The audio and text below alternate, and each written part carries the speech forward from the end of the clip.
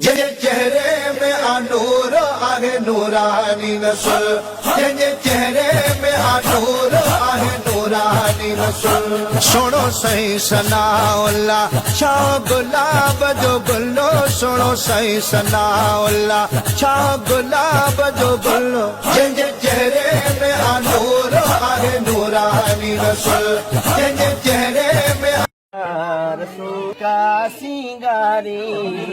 सोहनी दुनिया सारी माल का सिंगारी आ सोनो ही संसार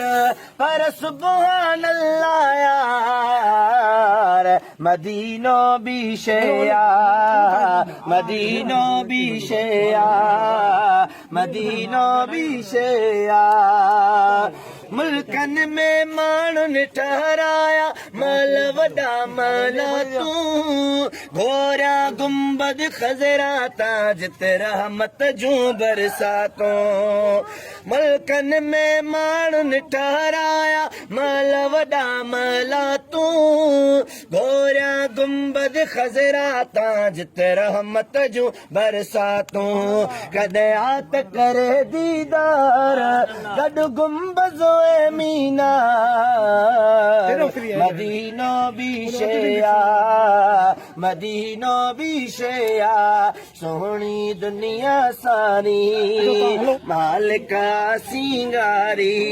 आ सोनो ही संसार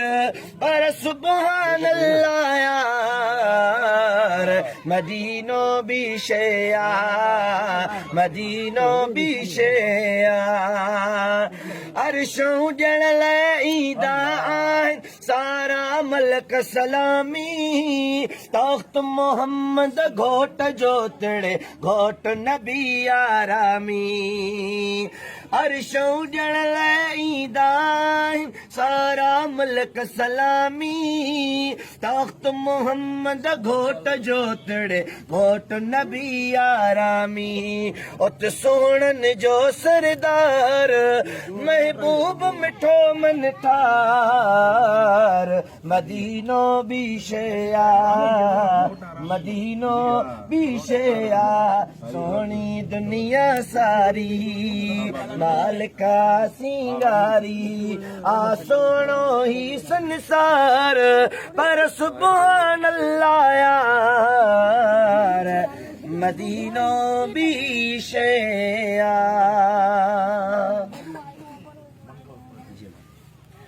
ओ सारा कम बन जीवेंदान तकला अल्लाह ते सारा कम बन जीवेंदान तकला अल्लाह ते मावी दो आया कंबर बार साईं जी दरगाह ते मावी दो आया कंबर वार साईं जी दरगाह ते शान हुसैन आबाद जो आला आहे बनायो बारी ताला शान हुसैन आबाद जो आला आहे बनायो बारी ताला घड़ीअ में ठही कमरिया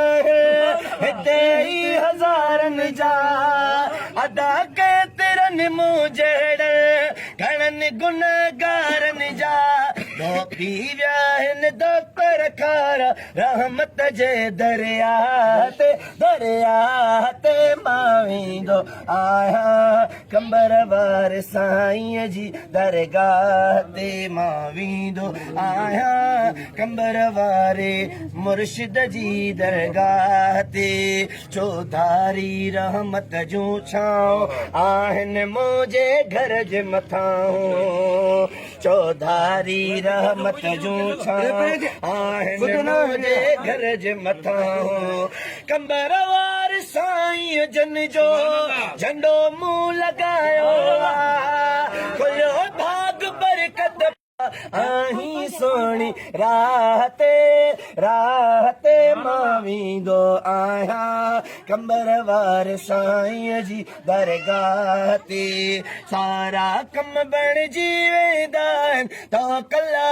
अल्लाह ते मां वेंदो आहियां कंबर वारे मुर्शिद जी दरगाह ते अल्लाहुम्मा आमीन अल्लाहुम्मा आमीन सभिनीनि जे लाइ जामी दुआ आहे हर हिकु पंहिंजे पंहिंजे नेक जायज़ मतिलबु मक़सद खे आमीन करे सुभान अल्लाह